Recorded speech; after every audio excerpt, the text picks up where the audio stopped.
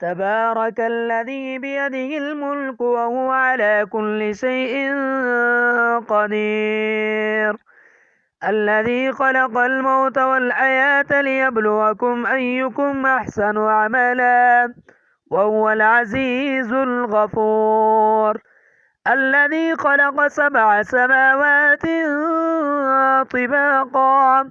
ما ترى في خلق الرحمن من تفاوت فارجع البصر هل ترى من فطور ثم ارجع البصر كرتين ينقلب إليك البصر خاسئا وهو حسير ولقد زينا السماء الدنيا بمصابيح وجعلناها رجوما للشياطين وأعتدنا لهم عذاب السعير وللذين كفروا بربهم عذاب جهنم وبئس المصير إذا ألقوا فيها سمعوا لها شهيقا وهي تفور تكاد تميز من الغيظ كلما ألقي فيها فوج سألهم خزنتها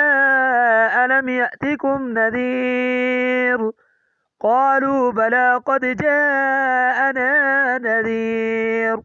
فكذبنا وقلنا ما نزل الله من شيء إن أنتم إلا في ضلال كبير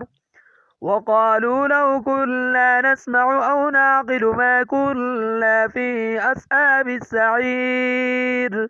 فاعترفوا بذنبهم فسحقا لأصحاب السعير إلا الذين يخشون ربهم بالغيب لهم مغفرة وأجر كبير وأسروا قولكم أو اجهروا به إنه عليم بذات الصدور ألا يعلم من خلق وهو اللطيف الخبير والذي جعل لكم الأرض ذلولا فامشوا في مناكبها وكلوا من رزقه وإليه النشور أأمنتم من في السماء أن يخسف بكم الأرض فإذا هي تمور أم أمنتم من في السماء أن يرسل عليكم حاصبا فستعلمون كيف نذير ولقد كذب الذين من قبلهم فكيف كان نكير أولم يروا إلى الطير فوقهم صافات ويقبضن ما يمسكهن إلا الرحمن إنه بكل شيء بصير أمن هذا الذي هو جند لكم ينصركم من دون الرحمن إن الكافرون إلا في غرور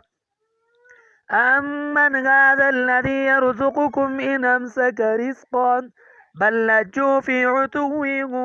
ونفور أفمن يمشي مكبا على وجهه أهدى أمن يمشي سويا على صراط مستقيم قل هو الذي أنشأكم وجعل لكم السمع والأبصار والأفئدة قليلا ما تشكرون قل هو الذي ذرأكم في الأرض وإليه تحشرون ويقولون متى هذا الوعد إن كنتم صادقين قل إنما العلم عند الله وإنما أنا نذير مبين فلما رأوه زلفة سيئت وجوه الذين كفروا وقيل هذا الذي كنتم به تدعون قل أرأيتم إن أهلكني الله ومن معي أو رحمنا فمن يجير الكافرين من عذاب أليم قل هو الرحمن آمنا به وعليه توكلنا فستعلمون من هو في ضلال مبين قل أرأيتم إن أصبح ماؤكم غورا فمن يأتيكم بماء